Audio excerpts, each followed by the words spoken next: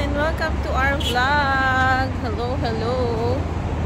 Ayan, meron tayong bagong pupuntahan ngayon. Samahan nyo kami. We have muffin and we have cheese croissant. Actually, nagtikman ko na siya guys. Ang sarap. Soft siya. Ito yung mga muffin na gusto ko. Hindi yung matigas. Drop. Drop, oh.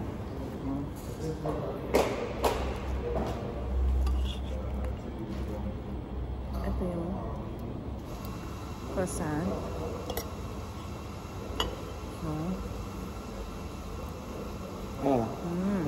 Ano mo na yung nilalaga ni mama?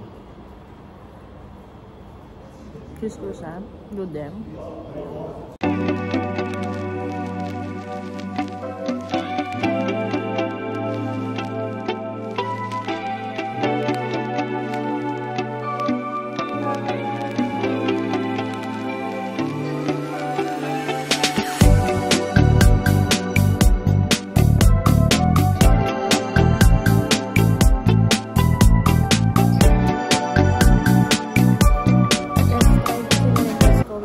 Sugar. Okay na sa akin to. Kaya lang may gatas. Yari na naman yung tiyan natin ito.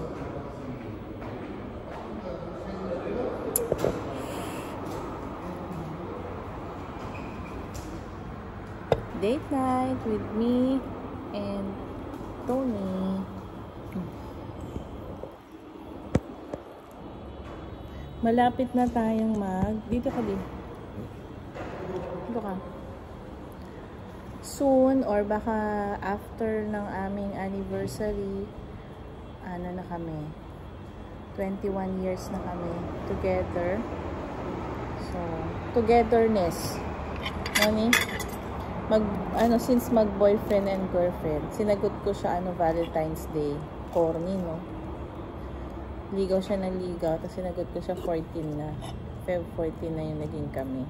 Sa bahay ni Kuya AA sa Santa Rosa. Naalala mo pa? 21 years ago. Yan, ang aming date. Date din sa ano? Oo. Sa... Doon kita sa bahay. Pasayo di Santa Rosa. Hindi pa kita sinagot doon. Doon kita sa bahay sinagot. Nakalimutan niya na guys. Nakakainis. Yeah. Naalala ko nun. Pinufoots pa ako lagi nito. Kaya ngayon inayos ni kinakritikal. Ngayon putulan ako ko yung pa ako, hindi na magkawa eh. Sa dami ko naman ginagawa. Grabe ka naman. Ako pa ba yun? Ganun talaga yung reality of life. No.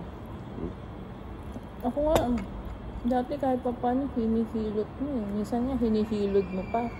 Hindi mo na ako hinihilod eh. Yung likod ko. Mga anak ko na nagkukuskus ng likod ko. Nakarinig ka ba? Hindi, mahirap kasi hiludin na. Ganun talaga, may mga bagay po na nagbabago-bago. Hindi po. Sa 21 years natin, Walang forever talaga. Ano? Walang forever. Forever na yun. Forever na puputulan ng kuko. Walang gano'n. Nagbabago-bago. At hindi rin totoo na in love ka everyday sa napangasawa mo. Hindi totoo yun. Actually, sinabi na rin ni Christine Hermosa yan sa isang vlog. Pero dati ko pa yan sinasabi na hindi everyday 100% mong mahal yung asawa mo o yung partner mo. May araw na hindi 100%. Minsan 10% lang. At normal na nabubisit ako sa kanya, nabubisit siya sa akin. Ayun. Healthy yun. Ganun kami. Pero by the end of the day, kami pa rin yung magkakampi. Ano naman yung importante, di ba ni? Yes. Yun. Kasi walang ibang magkakampihan kundi kami lang. Kaming apat. Minsan niya kaaway ko pa yung isa yung anak ko. That's the reality of life. and family. Yun. Ganyan. So, minsan yung post ko, we argue, we fight, we discuss. But by the end of the day, we are still, what? We are family.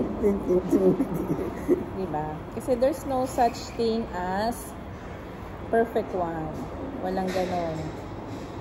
Yan. So, pero, bilang kayo, married couple kayo, kailangan, you have to compromise. Hindi lang isa ang laging,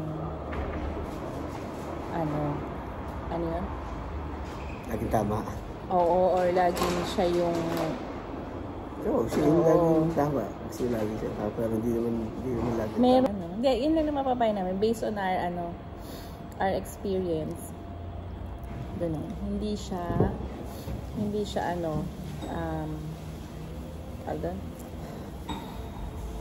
hindi perfect. May flaws lahat. Pero kailangan, you have to submit also to your partner, ganun din yung partner mo sa'yo. So, hindi pwedeng mali ka na, tama ka pa. No, di? Kasi walang ganun. Walang ganun. Hindi laging tama. Hindi laging tama. At pag nagkamali ka, admit and say sorry. Yun ang mahalaga doon. Ayun.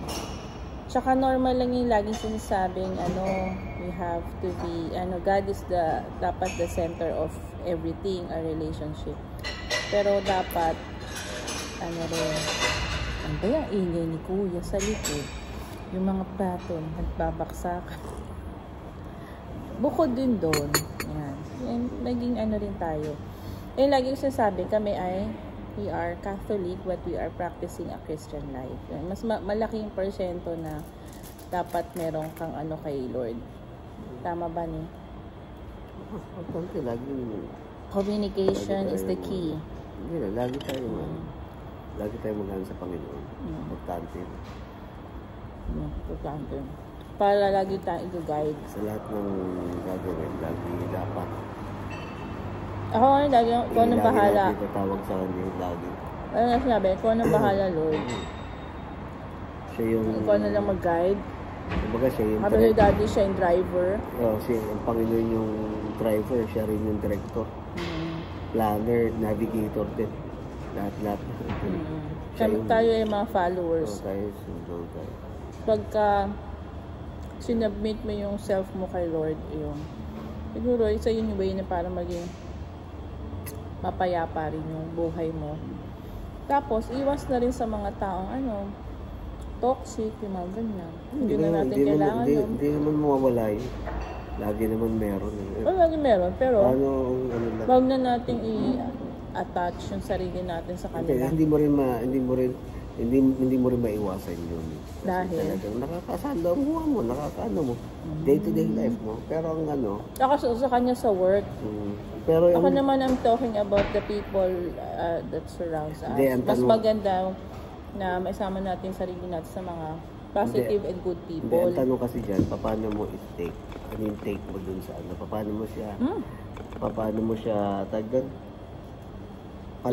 siya tatanggapin, di ba? Tsaka how you handle yung mga ganong klaseng sitwasyon. Dapat marunong ka rin. Ngayon kasi sabi ko nga sa point ng buhay ko, ayoko na i-handle yung mga ganong sitwasyon. Kailangan I have to detach and para wala kang stress. Kung yung mga nagbibigay ng stress sa'yo, iwasan mo na lang. Tapos, yun na, lagi sinasabi, do what makes your soul happy. Gawin mo yung magpapasaya sa'yo. Yun ang importante. Basta ako, lagi akong happy. Lagi lang dapat happy. Dapat gano'n. Lagi lang nakismile, lagi lang positive.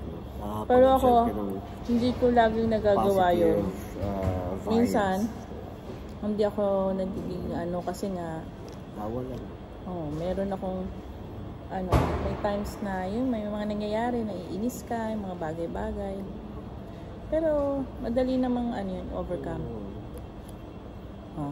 So, this vlog is all about habang nagko-coffee, sharing of our life, love, and experience. Hope you learn something new to us. At sana mas nakilala nyo kami sa vlog na to. We're not perfect. Nagkakamali kami, guys. Madalas nagkakamali talaga kami. But perfect. We are trying our best to, yung maganda sa paningin ni Lord, yun importante. Tapos, to be more kind to other people. To serve other people. Serve the community. Kung saan pa kami makaka-serve na kaya namin. And yung family, priority is the family. Yun ang ano namin. Ganon. Makashare pa kami sa inyo ng aming, yan, ganito. Yun, siguro, yun ang aming, purpose. So, may bagay na. Ano pa masasabi mo? Happy anniversary. Yun lang. Tignan natin sa mga susunod na vlog. For 21 years. Ano kami for... And then 19 years na married. For ano yun? For better, for worse. Sa ano talaga, sa lahat ng pinagdaanan namin. Grabe, hindi madali. Pero hindi madali yung journey namin for... Simula nung naging tayo, nagkinasal, ang dami naming trials and struggle, pero na-surpass namin talaga. Thank you, Lord. Yun lang masasabi ko talaga. Nandito na kami sa ganitong point of life na parang hindi mo na poproblemahin yung halos yung alam mo na, marami kami experience. Kulang itong vlog na to para ikwento namin yung aming love story from